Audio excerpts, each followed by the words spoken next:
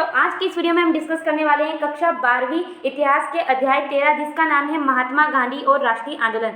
तो इसके प्रश्न बैंक के क्वेश्चन के सोल्यूशन को आज हम इस वीडियो में देखने वाले हैं। अभी तक हमने इसके आगे के जितने भी लेसन थे उनकी वीडियो को कवर कर चुके हैं। अगर आपने अभी तक उन्हें नहीं देखा है तो आप चैनल पर विजिट कीजिए और उन्हें अच्छे से देख लीजिए। तो चलिए स्टार्ट करते हैं दिस वीडियो। तो आप जैसा कि देख सकते हैं इस लेसन में सबसे पहले हमारे सामने आते हैं बहुविकल्पीय प्रश्न। इसमें सबसे पहला क्वेश्चन है हमारे सामने, साइमन कमीशन भारत कब आया? 1925 ईस्वी में, 1928 ईस्वी में, 1932 ईस्वी में या 1935 ईस्वी में? सो फ्रेंड इसका राइट आंसर रहेगा 1928 ईस्वी में। उसके बाद आप देखेंगे कि हमारे सामने नेक्स्ट क्वेश्चन है, भारत छोड़ो प्रस्ताव कांग्रेस के किस अधिवेशन में पारित किया गया? कलकत्ता अधिवेशन, मद्रास अधिवेशन, नीचे देखने पर आप पाएंगे आप अहमदाबाद अधिवेशन या मुंबई अधिवेशन। सो फ्रेंड इसका राइट आंसर रहेगा मुंबई अधिवेशन। उसके बाद नेक्स्ट क्वेश्चन को देखते हैं। नेक्स्ट है हमारा, करो या मरो का नारा दिया किसने दिया? गांधी जी ने, तिलक ने, गोखले ने या सुभाष चंद्र बोस ने? सो जैसा कि इसका आंसर सबको पता है, ये इसका जो नारा दिया वो गांधी जी ने दिया। उसके बाद नेक्स्ट क्वेश्चन है, महात्मा गांधी ने अपना पहला किसान आंदोलन कहाँ से शुरू किया था? बारदौली, चंपारण, दांडी या वर्धा? सो फ्रेंड इसका राइट आंसर रहेगा चंपारण से। उसके बाद नेक्स्ट क्वेश्चन है हमारे सामने, चोरी चोरा हिंसक घटना के बाद कौन सा आंदोलन स्थगित किया गया? कौन सा किया गया? असहयोग आंदोलन, सविनय अवज्ञा आंदोलन, भारत छोड़ो आंदोलन या इनमें से कोई नहीं? सो फ्रेंड राइट आंसर रहेगा असहयोग आंदोलन। उसके बाद नेक्स्ट क्वेश्चन देख लेते हैं। नेक्स्ट क्वेश्चन है हमारे सामने, काला कानून किसे कहते हैं? तो रोलेट एक्ट को, यानी कि जो पहला है वही राइट आंसर है, रोलेट एक्ट को काला कानून कहा जाता है। उसके बाद नेक्स्ट क्वेश्चन है, नमक सत्याग्रह किस स्थान से प्रारंभ किया गया? तो इसका भी फर्स्ट आंसर राइट रहेगा, दांडी से प्रारंभ किया गया। उसके बाद नेक्स्ट क्वेश्चन है हमारे सामने, महात्मा गांधी को सर्वप्रथम महात्मा किसने किया? किसने कहा? रविंद्रनाथ टैगोर ने, जवाहरलाल नेहरू ने, बाल गंगाधर तिलक ने या फिर मोहम्मद जिन्ना ने? सो फ्रेंड इसका राइट आंसर रहेगा रविंद्रनाथ टैगोर ने। उसके बाद क्वेश्चन नंबर 9 है हमारे सामने, दिल्ली चलो का नारा किसने दिया? सुभाष चंद्र बोस ने, महात्मा गांधी ने, लाला लाजपत राय ने या गोपाल कृष्ण गोखले ने? सो फ्रेंड इसका राइट आंसर रहेगा सुभाष चंद्र बोस ने। उसके बाद क्वेश्चन नंबर 10 है हमारा एंड लास्ट, हिंदी स्वराज पुस्तक किसने लिखी? जवाहरलाल नेहरू, महात्मा गांधी, अब्दुल कलाम या फिर गोपाल कृष्ण गोखले? सो फ्रेंड इसका राइट आंसर रहेगा महात्मा गांधी ने। सो हमारे ये सही विकल्प के क्वेश्चन आंसर कंप्लीट होते हैं। अब हमारे समक्ष उपस्थित है एक शब्द या एक वाक्य के उत्तर, जिसमें फर्स्ट क्वेश्चन है, गांधी इरविन समझौता कब हुआ? तो गांधी इरविन समझौता 5 मार्च को हुआ था 1931 में। तो राइट आंसर रहेगा 5 मार्च 1931। चलिए अपने नेक्स्ट क्वेश्चन को देख लेते हैं। सो फ्रेंड हमारा नेक्स्ट क्वेश्चन है, महात्मा गांधी के राजनीतिक गुरु कौन थे? गोपाल कृष्ण गोखले, जैसा कि आप स्क्रीन पर देख पा रहे हैं। उसके बाद हमारे सामने नेक्स्ट क्वेश्चन है, जलियांवाला बाग की घटना कब घटित हुई? तो जो जलियांवाला बाग की घटना थी वो अप्रैल 1919 में घटित हुई अमृतसर में। कहाँ घटित हुई थी ये? अमृतसर में घटित हुई थी। उसके बाद नेक्स्ट क्वेश्चन है, प्रथम गोलमेज सम्मेलन कहाँ आयोजित किया गया? तो लंदन में आयोजित किया गया था। लंदन में नवंबर 1930 को प्रथम गोलमेज सम्मेलन आयोजित किया गया। उसके बाद नेक्स्ट क्वेश्चन है हमारे सामने, महात्मा गांधी ने नमक यात्रा कब प्रारंभ की? तो इसका राइट आंसर रहेगा 12 मार्च को प्रारंभ की थी यह 1930 में। ओके, सो राइट आंसर रहेगा 12 मार्च 1930 को। उसके बाद नेक्स्ट क्वेश्चन है हमारे समक्ष सही जोड़ियां। तो चलिए इनको भी मिला लेते हैं। सबसे पहले है असहयोग आंदोलन प्रारंभ। तो असहयोग आंदोलन प्रारंभ हुआ था 1920 में। सो फर्स्ट का ये आएगा। उसके बाद सेकंड है भारत छोड़ो आंदोलन, तो ये हुआ था 1942 में। तो सेकंड का ये आएगा। फिर आता है साइमन कमीशन, तो ये कब आया था? तो 1928 में। तो तीसरे का ये आएगा। उसके बाद दांडी यात्रा, तो दांडी यात्रा जो थी उसकी शुरुआत कब की गई थी? तो उसकी की गई थी 1930 में। तो ये रहेगा चौथे का। और उसके बाद है गांधी इरविन समझौता, तो ये कब हुआ था? 1931 में। तो ये यहाँ पर आएगा 5वां। तो इस प्रकार हमारी सही जोड़ी कंप्लीट होती है। चलिए नेक्स्ट क्वेश्चन देख लेते हैं। नेक्स्ट क्वेश्चन है लघु उत्तरीय प्रश्न, जिसमें सबसे पहला क्वेश्चन है, दांडी यात्रा का उद्देश्य था, यानी कि जो गांधी जी ने दांडी यात्रा यानी कि नमक यात्रा या नमक कानून को तोड़ने के लिए की थी वो यात्रा, उसका क्या उद्देश्य था? चलिए इसके आंसर को जल्दी से देख लेते हैं। सो फ्रेंड जैसा कि आप स्क्रीन पर देख पा रहे हैं, दांडी यात्रा, महात्मा गांधी ने नमक यात्रा यानी कि दांडी यात्रा 12 मार्च 1930 को प्रारंभ की थी। इस यात्रा का मुख्य उद्देश्य अंग्रेजों द्वारा बनाए गए नमक कानून को तोड़ना था। अब देख लेते हैं ये नमक कानून क्या है। क्योंकि नमक कानून के अंतर्गत ब्रिटिश राज के समय भारतीयों को नमक बनाने का अधिकार नहीं था, बल्कि उन्हें इंग्लैंड से आने वाले नमक के लिए कई गुना ज़्यादा पैसे देने होते थे। तो यही था कुछ नमक कानून के, उसके अंतर्गत भारतीय कोई भी नमक नहीं बना सकता था, जबकि वो हमारी सबसे मेन ज़रूरत की चीज़ थी। तो नमक पर राज्य का एकाधिपत्य बहुत अलोकप्रिय था, यानी कि पूरे नमक बनाने की पूरी प्रोसेस पर बनाने के अधिकार पूरा का पूरा राज्य ने यानी कि सरकार ने ले लिया था, और सरकार उस टाइम पे कौन सी थी? ब्रिटिश ने ले लिया था, तो उससे वो अलोकप्रिय था। इसी को निशाना बनाते हुए गांधी जी ने अंग्रेजों के खिलाफ दांडी यात्रा शुरू की। तो कुछ इस प्रकार से इसका आंसर रहेगा। तो आप स्क्रीनशॉट ले लीजिए, सबसे पहले यहाँ से यहाँ तक स्क्रीनशॉट, उसके बाद इसका स्क्रीनशॉट। सो आई होप आपने स्क्रीनशॉट ले लिया होगा। चलिए अपने नेक्स्ट क्वेश्चन की तरफ आगे बढ़ते हैं। सो फ्रेंड, जैसा कि आप देख सकते हैं हमारा नेक्स्ट क्वेश्चन है, गोलमेज सम्मेलन क्यों बुलाए गए, ये क्यों विफल हो गए? तो चलिए इसके आंसर को भी जल्दी से वॉच कर लेते हैं। सो फ्रेंड, जैसा कि आप स्क्रीन पर देख पा रहे हैं, चलिए इस आंसर को समझने के साथ कोशिश करते हैं। तो नमक यात्रा के कारण, जब नमक कानून तोड़ा गया यानी कि दांडी यात्रा की गई, तो अंग्रेजों को यह एहसास हुआ कि अब उनका राज बहुत दिन नहीं टिक सकेगा, क्योंकि जो नमक कानून था वो हमने तोड़ दिया था, गांधी जी ने तोड़ दिया था। तो इससे जो अंग्रेज थे उन्हें एहसास होने लगा कि अब हमारा राज ज़्यादा दिन तक नहीं टिकेगा, और उन्होंने भारतीयों को भी सत्ता में हिस्सा देना पड़ेगा, और उन्हें भारतीयों को भी सत्ता में हिस्सा देना पड़ेगा, ऐसा उन्हें लग रहा था। इस लक्ष्य को ध्यान में रखते हुए ब्रिटिश सरकार ने लंदन में गोलमेज सम्मेलन का आयोजन शुरू किया। अंग्रेज सरकार द्वारा भारत में संवैधानिक सुधार पर चर्चा के लिए 1930 से 1931 के बीच सम्मेलनों की एक श्रृंखला के तहत 3 गोलमेज सम्मेलन आयोजित किए गए। फिर पहला गोलमेज सम्मेलन में देश के प्रमुख नेता शामिल नहीं हुए, इसी कारण अंततः यह बैठक निरर्थक साबित हुई। साथ ही अन्य दूसरे सम्मेलन सांप्रदायिक समस्या पर विवाद के कारण असफल रहे। तो ये कारण था उनके विफल होने का, यानी कि असफल होने का। तो चलिए आप जल्दी से इनका स्क्रीनशॉट ले लीजिए। सबसे पहले आप यहाँ से यहाँ तक का स्क्रीनशॉट ले लीजिए, उसके बाद इसका स्क्रीनशॉट ले लीजिए। तो चलिए अब नेक्स्ट क्वेश्चन की तरफ जल्दी से आगे बढ़ते हैं। सो फ्रेंड, जैसा कि आप देख सकते हैं हमारा नेक्स्ट क्वेश्चन है यहाँ पर रोलेट एक्ट पर संक्षिप्त जानकारी लिखी है, यानी कि हमें संक्षिप्त में ही रोलेट एक्ट के बारे में बताना है। तो चलिए इसके आंसर को भी देख लेते हैं। सो फ्रेंड, जैसा कि आप स्क्रीन पर देख पा रहे हैं, रोलेट एक्ट क्या है? तो रोलेट एक्ट काला कानून के नाम से भी जाना जाता है। 1919 में इस एक्ट की स्थापना की गई थी। प्रथम विश्व युद्ध के दौरान अंग्रेजों ने प्रेस पर प्रतिबंध लगा दिया और बिना जांच के कारावास की अनुमति दी। यह ब्रिटिश सरकार द्वारा भारत में उभर रहे राष्ट्रीय आंदोलन को कुचलने के उद्देश्य से निर्मित कानून था। यह कानून सर सिडनी रोलेट की अध्यक्षता वाली एक समिति की सिफारिशों के आधार पर बनाया गया था, और इसके जो अध्यक्ष थे वो सर सिडनी रोलेट थे। इसी कारण इस एक्ट को रोलेट एक्ट कहा जाता है। तो ये इसका पूरा आंसर रहेगा। तो आप इसका स्क्रीनशॉट ले लीजिए। चलिए अपने नेक्स्ट क्वेश्चन की तरफ आगे बढ़ते हैं। सो जैसा कि आप देख सकते हैं हमारा नेक्स्ट क्वेश्चन है, साइमन कमीशन भारत क्यों आया? जो साइमन कमीशन था उसे भारत क्यों भेजा गया था या भारत क्यों आया था, इसका हमें कारण बताना है। चलिए इसके आंसर को भी देख लेते हैं। सो फ्रेंड, जैसा कि आप स्क्रीन पर देख सकते हैं, साइमन कमीशन 1928 में साइमन कमीशन भारत आया था। इसे श्वेत सदस्यों वाला कमीशन भी कहा जाता है, क्योंकि इसमें कोई भी भारतीय सदस्य नहीं था, यानी कि श्वेत यानी कि गोरे। गोरे कौन? अंग्रेज।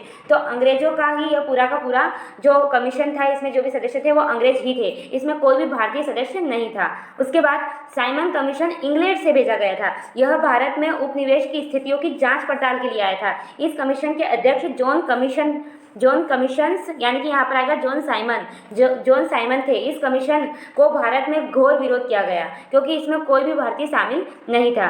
सभी राजनीतिक दलों ने इसका बहिष्कार किया।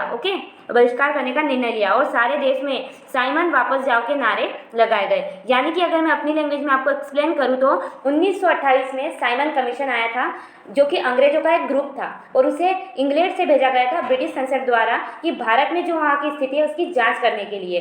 परंतु इसमें कोई भी भारतीय नहीं था, इसलिए जो यहाँ की पार्टियां थी उन्होंने साइमन कमीशन का विरोध किया, और क्या कहा कि साइमन कमीशन भारत वापस जाओ, भारत नहीं, साइमन कमीशन वापस जाओ, इसके नारे लगाए गए। आई होप आपको समझ में आ गया होगा।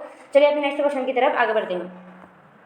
सो जैसा कि आप देख सकते हैं हमारा नेक्स्ट क्वेश्चन है, खिलाफत आंदोलन क्या था? और उसके साथ ही हमारा अगला क्वेश्चन है, बाल लाल पाल कौन थे, इनकी भारतीय स्वतंत्रता संग्राम में क्या भूमिका थी? तो इन दोनों क्वेश्चन के आंसर को हम एक साथ देखने वाले हैं। तो चलिए इनके आंसर को जल्दी से देख लेते हैं।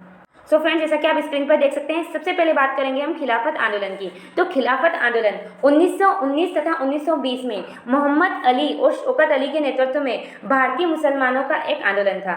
इतना तो आप समझ ही चुके होंगे कि एक ऐसा आंदोलन जो कि मुस्लिम समाज का था, मुस्लिम संप्रदाय का था, और उसके जो नेतृत्व करने वाले थे वो थे मोहम्मद अली और शौकत अली। शौकत अली। इस आंदोलन की नींद मांगी थी। अब आंदोलन किया जा रहा है तो कुछ तो इसकी मांगे होगी। पहले, ऑटोमन साम्राज्य के सभी इस्लामी पवित्र स्थानों पर तुर्की सुल्तान अर्थात खलीफा का नियंत्रण बना रहे। यानी कि जो ऑटोमन साम्राज्य था वहाँ पर जितने भी इस्लामी पवित्र स्थान थे जैसे कि दरगाह वगैरह, वहाँ पर किसका, तुर्की सुल्तान का नियंत्रण हो। दूसरी बात कही इन्होंने जजीरात उल अरब, जिसका मतलब होता है कि अरब, सीरिया, इराक और फिलिस्तीन में इस्लामी संप्रभुत्वता के अधीन रहे, यानी कि वहाँ पे इस्लामी संप्रभुत्वता बनी रहे। उसके साथ ही तीसरी मांग थी उनकी कि खलीफा के पास इतने क्षेत्र हो कि वह इस्लामी विश्व को सुरक्षित करने के योग्य बन सके। खलीफा कौन, तुर्की सुल्तान। तो तुर्की सुल्तान के पास इतना क्षेत्र हो कि वह पूरे इस्लामी विश्वास को सुरक्षित रख सके। तो ये कुछ था हमारा खिलाफत आंदोलन और उसकी मांगे। तो आप इसका स्क्रीनशॉट ले लीजिए। उसी के साथ चलिए आगे बढ़ते हैं। आगे हमारा क्वेश्चन था लाल बाल पाल कौन थे, इनकी भारतीय स्वतंत्रता संग्राम में क्या भूमिका थी। तो जैसा कि आप स्क्रीन पर देख सकते हैं, लाल पाल भारतीय स्वतंत्रता संग्राम के प्रमुख नेता थे। इनका पूर्ण नाम इस प्रकार है। बाल से होंगे हमारे महाराष्ट्र के बाल गंगाधर तिलक, पाल से होंगे बंगाल के विपिन चंद्र पाल और लाल से होंगे पंजाब के लाला लाजपत राय। उसके बाद आगे देखेंगे हम कि भारतीय संग्राम में इन तीनों नेताओं की महत्वपूर्ण भूमिका रही। इन तीनों का यह जोड़ उनके संघर्ष के अखिल भारतीय चरित्र की सूचना देता है, क्योंकि तीनों के मूल निवास क्षेत्र एक दूसरे से बहुत दूर थे। इन नेताओं ने औपनिवेशिक शासन के प्रति लड़ाकू विरोध का समर्थन किया। यानी कि जो लाल बाल पाल थे वो तीन प्रमुख नेता थे, लाल से लाला लाजपत राय, पाल से विपिन चंद्र पाल और बाल से बाल गंगाधर तिलक। और उन्होंने क्या किया, लड़ाकू विरोध, यानी कि जो अंग्रेज थे उनसे लड़ाई के साधन अपनाकर जो आज़ादी पाने की कोशिश की। यानी कि ये उग्रवादी दल के नेता थे। सो आई होप आपको समझ में आ गया होगा। चलिए अपने नेक्स्ट क्वेश्चन को जल्दी से देख लेते हैं। सो जैसा कि फ्रेंड आप देख सकते हैं, अब हमारे सामने आते हैं 5 अंक के क्वेश्चन, यानी कि निबंधात्मक प्रश्न, जिसमें सबसे पहला क्वेश्चन है चरखे को राष्ट्रीय प्रतीक के रूप में क्यों चुना गया। यानी कि हम हमेशा गांधी जी के साथ चरखे को देखते हैं, तो चरखे का क्या महत्व है जिसके कारण से इतना जो इम्पोर्टेंस दी जाती है। तो चलिए इसके आंसर को जल्दी से देख लेते हैं। जैसा कि आप देख सकते हैं स्क्रीन पर, सबसे पहले हमें भूमिका लिखनी है। तो सबसे पहले हम लिखेंगे महात्मा गांधी चरखे को एक आदर्श समाज के प्रतीक के रूप में देखते थे। वे प्रतिदिन अपना कुछ समय चरखा चलाने में व्यतीत करते थे। चरखे को राष्ट्रवाद का प्रतीक, चरखे को यहाँ से देखेंगे वापस, ये आगे चला गया था। हाँ, चरखे को राष्ट्रवाद का प्रतीक इसलिए चुना गया क्योंकि यह मानव श्रम तथा उसके महत्व का प्रतीक था। यानी कि मानव की जो श्रम है उसका और उसकी इम्पोर्टेंस का प्रतीक था। गांधी जी का मानना है कि आधुनिक युग में मशीनों ने मानव को गुलाम बनाकर श्रम को हरा दिया है।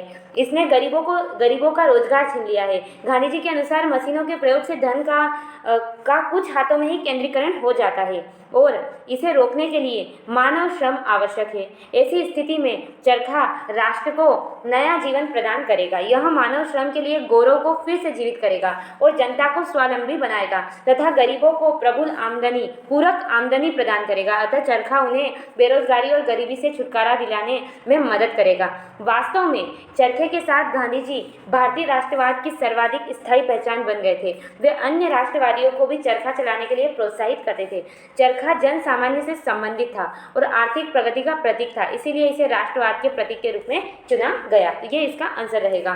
सो आप पहले यहाँ से यहाँ तक स्क्रीनशॉट ले लीजिए इसका, उसके बाद यहाँ से यहाँ तक स्क्रीनशॉट ले लीजिए और उसके बाद यहाँ से यहाँ तक का स्क्रीनशॉट ले लीजिए। चलिए अपने नेक्स्ट क्वेश्चन की तरफ आगे बढ़ते हैं। सो फ्रेंड, जैसा कि आप देख सकते हैं, अब हमारा नेक्स्ट क्वेश्चन है गांधी जी महात्मा गांधी किसान महात्मा गांधी को किस तरह देखते थे। यानी कि जो फार्मर्स थे, जो किसान थे, वो महात्मा गांधी के बारे में क्या सोचते थे, हमें ये बताना है। तो चलिए इसके आंसर को भी देख लेते हैं। सो फ्रेंड, जैसा कि आप स्क्रीन पर देख पा रहे होंगे, किसान महात्मा गांधी जी को किस तरह देखते थे। किसानों को महात्मा गांधी जी से अद्भुत लगाव था, क्योंकि गांधी जी आम जनता की तरह धोती पहनते थे और उनके समान भाषा बोलते हुए रहते थे। यानी कि जो दूसरे नेता थे ना, वो क्या करते थे, शूट बूट में रहते थे और गांधी जी हमेशा सादा बिल्कुल धोती वगैरह पहन के रहते थे। तो उनसे किसानों को एक लगाव सा हो गया था। इसीलिए किसान गांधी जी को विभिन्न रूप में देखते थे। पहली बार गांधी बाबा, गांधी महाराज अथवा सामान्य महात्मा जैसे अलग अलग नामों से गांधी जी भारतीय किसान के लिए एक उद्धारक के समान थे। यानी कि किसान इतने टाइप्स ऑफ नेम से गांधी जी को पुकारते थे और जो उनकी जो उनकी करों और दमनात्मक अधिकारियों से सुरक्षा करने वाले थे। यानी कि किसान ऐसा मानते थे कि गांधी जी एकमात्र ऐसे इंसान हैं जो कर से, जो अंग्रेजों द्वारा लादे गए थे कर और जो दमनात्मक नीतियाँ थी उनसे छुटकारा दिला सकते थे। उसके बाद दूसरा पॉइंट आपको बना के लिखना है, गरीबों विशेषकर किसानों के बीच गांधी जी की अपील को उनकी सात्विक जीवन शैली और उनके द्वारा धोती तथा चरखा जैसे प्रतीकों के विवेकपूर्ण प्रयोग से बहुत बल मिला। कई गांधी जी के प्रति आदर व्यक्त करते हुए उन्हें अपना महात्मा कहते थे। यानी कि कहीं ना कहीं हम कह सकते हैं कि गांधी जी की जो जीवन शैली थी उससे काफ़ी प्रभावित थे किसान। उसके बाद तीसरा पॉइंट हमें बनाना है, उनकी सादगी जीवन शैली तथा हाथों से काम करने के प्रति लगाव की वजह से वे गरीब श्रमिकों के बहुत अधिक सहानुभूति रखते थे। बदले में वे लोग गांधी जी के प्रति भी सहानुभूति रखते थे। उसके बाद चौथा पॉइंट आपको बताना है कि जहाँ अधिकांश अन्य राजनीतिक उन्हें कृपा की दृष्टि से देखते थे, वहीं ये केवल उनके जैसा देखने बल्कि उन्हें अच्छी तरह से समझने और उनके जीवन के साथ स्वयं को जोड़ने के लिए सामने आते थे। यानी कि जो दूसरे राजनेता थे वो ये समझते थे कि हम इनकी हेल्प कर इन पर कृपा कर रहे हैं, परंतु गांधी जी ऐसा नहीं सोचते थे। गांधी जी उनसे जुड़ने की कोशिश करते थे, उन्हें समझने की कोशिश करते थे। उसके बाद अंततः किसान महात्मा गांधी को अपना मसीहा, लोक उपकारी तथा चमत्कारी शक्ति संपन्न महापुरुष मानते थे। किसानों का यह मानना था कि ईश्वर ने उनको किसानों का कष्ट दूर करने के लिए पृथ्वी पर भेजा था। तो ओवरऑल कहें तो किसानों के बीच में गांधी जी की छवि काफ़ी अच्छी थी। तो चलिए आप इनका स्क्रीनशॉट ले लीजिए इस आंसर का। सो आप सबसे पहले यहाँ से यहाँ तक एक स्क्रीनशॉट ले लीजिए, उसके बाद यहाँ से यहाँ तक इन 2 पॉइंट्स का, उसके बाद इन 2 पॉइंट्स का और उसके बाद इसका। सो आई होप आपने स्क्रीनशॉट ले लिया होगा। चलिए अपने नेक्स्ट क्वेश्चन की तरफ जल्दी से आगे बढ़ते हैं। तो फ्रेंड, जैसा कि आप देख सकते हैं हमारा प्रश्न क्रमांक 3 है कि महात्मा गांधी ने खुद को आम लोगों जैसा दिखाने के लिए क्या किया। ऐसा क्या करते थे गांधी जी कि लोग उनसे आकर अपने आप जुड़ने लगते थे। तो ऐसा क्या करते थे गांधी जी, तो चलिए देख लेते हैं इसके आंसर को। जैसा कि आप लोग स्क्रीन पर देख ही सकते हैं, सबसे पहले आप देखेंगे यहाँ पर कि महात्मा गांधी ने खुद को आम लोगों जैसा दिखाने के लिए निम्न कार्य किए। पहला, गांधी जी आम जनता की तरह ही वस्त्र पहनते थे और उन्हीं की तरह रहते थे, जैसा कि मैंने आपको पहले भी बताया। दूसरे नेता सूट बूट में रहते थे और गांधी जी साधारण रहते थे, उनकी ही भाषा में बोलते थे। अन्य नेताओं की तरह वह सामान्य जनसमूह से अलग नहीं खड़े रहते थे, यानी कि जो हमारी रीजनल लैंग्वेज है वही गांधी जी प्रयोग करते थे। अन्य नेताओं की तरह इंग्लिश वगैरह या फिर अलग जाकर खड़े नहीं रहते थे। जहाँ अन्य राष्ट्रवादी नेता पश्चिमी शैली के सूट जैसे औपचारिक वस्त्र पहनते थे, वहीं गांधी जी लोगों के बीच एक साधारण धोती में जाते थे, जैसा कि मैंने आपको पहले ही बता दिया है। गांधी जी प्रत्येक दिन का कुछ हिस्सा चरखा चलाने में व्यतीत करते थे, बिताते थे। दक्षिण भारत की यात्रा के दौरान गांधी जी ने अपना सिर मुंडवा लिया और गरीबों के साथ अपना तादात्म्य स्थापित करने के लिए। क्यों मुंडवाया? गरीबों के साथ अच्छे रिलेशनशिप बनाने के लिए। इस कारण किसान, श्रमिक और कारीगर गांधी जी के प्रति आदर व्यक्त करते हुए उन्हें अपना महात्मा कहने लगे। यानी कि कुछ ऐसी चीज़ें थी गांधी जी की जो कहीं ना कहीं जो हमारी आम जनता है उससे जुड़ी हुई थी। इसी के कारण ऐसे काम गांधी जी करते थे, इसी के कारण वह इतने लोकप्रिय हो गए थे। तो चलिए इसका स्क्रीनशॉट ले लीजिए। सबसे पहले यहाँ तक से यहाँ तक का स्क्रीनशॉट, 4th पॉइंट तक, उसके बाद इसके आगे का इतना सा स्क्रीनशॉट। सो आई होप आपने स्क्रीनशॉट ले लिया होगा। चलिए अपने नेक्स्ट क्वेश्चन की तरफ आगे बढ़ते हैं। जैसा कि फ्रेंड आप देख पा रहे हैं, अब हम पहुंच गए हमारे क्वेश्चन नंबर 4 में, जिसका क्वेश्चन है असहयोग आंदोलन एक तरह का प्रतिरोध कैसे था, संक्षेप में वर्णन कीजिए। सबसे पहले आपको यहाँ समझना है प्रतिरोध, यानी कि कहीं ना कहीं विरोध करना। किसका विरोध? अंग्रेजों का। तो असहयोग आंदोलन अंग्रेजों का विरोध कैसे था ये हमें बताना है। तो चलिए इसके आंसर को देख लेते हैं। सो फ्रेंड, जैसा कि आप स्क्रीन पर देख पा रहे हैं, असहयोग आंदोलन एक प्रतिरोध कैसे था। सबसे पहले आपको भूमिका देनी है और लिखना है, रोलेट सत्याग्रह से ही गांधी जी एक सच्चे राष्ट्रीय नेता बन गए। इसकी सफलता से उत्साहित होकर गांधी जी ने अंग्रेज शासन के खिलाफ असहयोग आंदोलन की मांग कर दी। अब यहाँ पर समझते हैं असहयोग आंदोलन है क्या। तो इस आंदोलन का तात्पर्य था कि सभी को अंग्रेज सरकार के साथ सभी ऐच्छिक संबंधों के परित्याग का पालन करना था, यानी कि कुछ भी सहयोग अंग्रेजों से नहीं लेना। विद्यार्थियों ने सरकार द्वारा चलाए जा रहे स्कूल और कॉलेज को जाना छोड़ दिया। वकीलों ने अदालत में जाने से मना कर दिया। कई कस्बों और नगरों में श्रमिक वर्ग हड़ताल पर चला गया। सरकारी आंकड़ों के मुकाबले 1921 में 396 यानी कि 396 हड़तालें हुई, जिनमें 6 लाख श्रमिक शामिल थे। अवध के किसानों ने कर नहीं चुकाए। 1857 के विद्रोह के बाद पहली बार असहयोग आंदोलन के परिणाम स्वरूप अंग्रेजी राज्य की नींव हिल गई। फरवरी 1922 में किसानों के एक समूह ने संयुक्त प्रांत के चौरी चौरा चोरी चोरा पुरवा के पुलिस स्टेशन पर आक्रमण कर उसे आग लगा दी। हिंसा की इस कार्रवाई से गांधी जी का यह आंदोलन तत्काल वापस लेना पड़ा। यानी कि असहयोग आंदोलन जो अंग्रेज थे उनसे कुछ भी सहयोग प्राप्त नहीं करना, उनके द्वारा जो भी चीज़ें दी गई है उन्हें वापस लौटा देना, कुछ इस तरीके से था। और ये बिल्कुल शांतिपूर्ण आंदोलन था, एक तरीके से बहिष्कार करना। परंतु क्या हुआ, बीच में कुछ किसान जो थे उन्होंने चोरी चोरा पुरवा में पुलिस स्टेशन था वहाँ पर आग लगा दी, जिससे गांधी जी को ये चीज़ घटना अच्छी नहीं लगी, क्योंकि यहाँ पर क्या हो गई थी, हिंसा हो गई थी और ये एक अहिंसा वाला आंदोलन था। और फिर क्या किया गया, असहयोग आंदोलन को वापस ले लिया गया। अब निष्कर्ष में आपको लिखना है, असहयोग आंदोलन शांति की दृष्टि से नकारात्मक, क्योंकि शांति नहीं कर पाया था, इसने अशांति उत्पन्न कर दी थी, आग लगने लग गई थी, नकारात्मक, किंतु प्रभाव की दृष्टि से बहुत सकारात्मक था। हाँ, परंतु अंग्रेजों पर इसका काफ़ी इफेक्ट हुआ था और असहयोग आंदोलन एक तरह से अंग्रेजों का प्रतिरोध था। तो ये हमें लिखना है। तो चलिए आप इसका स्क्रीनशॉट ले लीजिए। सबसे पहले यहाँ से यहाँ तक का स्क्रीनशॉट, उसके बाद यहाँ से यहाँ तक का स्क्रीनशॉट, उसके बाद निष्कर्ष का स्क्रीनशॉट। आई होप आपने स्क्रीनशॉट ले लिया होगा। चलिए अपने नेक्स्ट क्वेश्चन की तरफ आगे बढ़ते हैं। तो जैसा कि आप फ्रेंड्स देख सकते हैं, अब हम पहुंच चुके हैं 5वें क्वेश्चन पर, जो कि है राष्ट्रीय आंदोलन के अध्यक्ष के लिए अखबार महत्वपूर्ण स्रोत क्यों है। यानी कि जो राष्ट्रीय आंदोलन है उसके अध्ययन के लिए अखबार महत्वपूर्ण क्यों है। तो चलिए इसके आंसर को भी देखते हैं।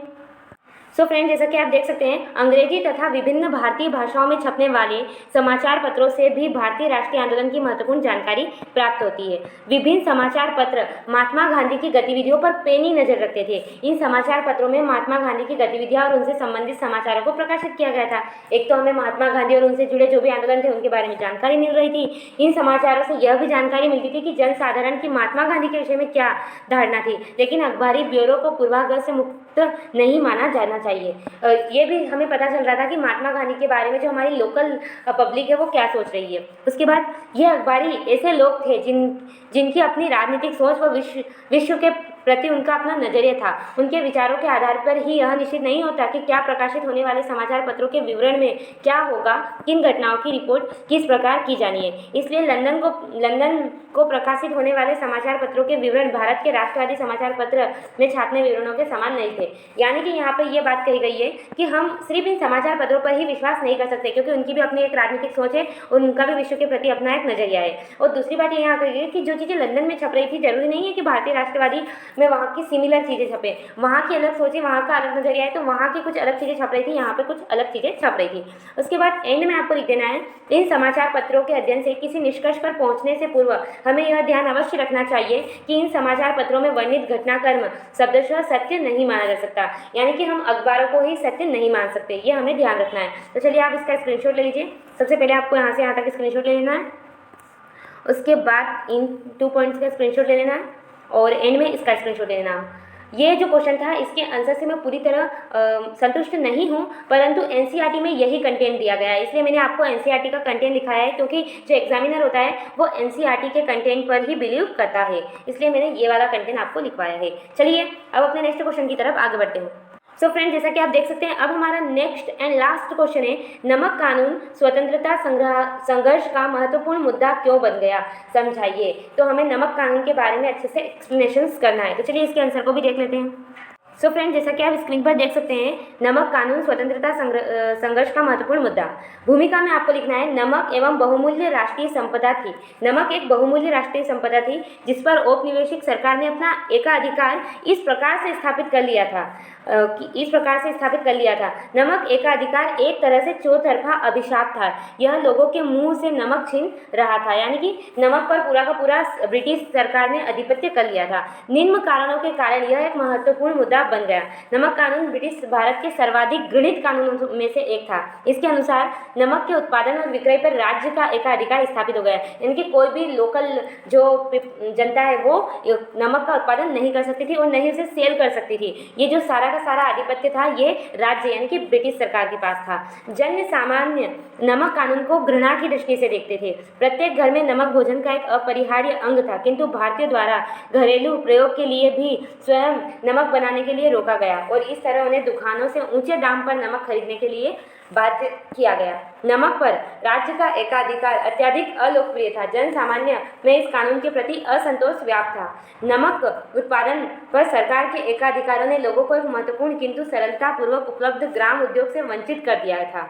निष्कर्ष में आपको लिखना है, इसलिए गांधी जी ने औपनिवेशिक शासन के विरोध के लिए नमक का प्रतीक रूप में चुनाव किया और शीघ्र ही नमक कानून स्वतंत्रता संघर्ष का महत्वपूर्ण मुद्दा बन गया। तो ये इस तरीके से इसका आंसर रहेगा। तो आपको यहाँ से यहाँ तक स्क्रीनशॉट ले लेना है। भूमिका में इसलिए लिखवाती हूँ क्योंकि ये काफ़ी इंपॉर्टेंट है। ये हमारा जो आंसर रहता है उसका पूरी क्वालिटी को बता देती है भूमिका, इसलिए भूमिका हमें अच्छे से लिखनी है। तो आप इसका स्क्रीनशॉट लें, उसके बाद आगे इन 2 पॉइंट्स का स्क्रीनशॉट लें, उसके बाद आगे के इन 2 पॉइंट्स एंड निष्कर्ष का स्क्रीनशॉट लें।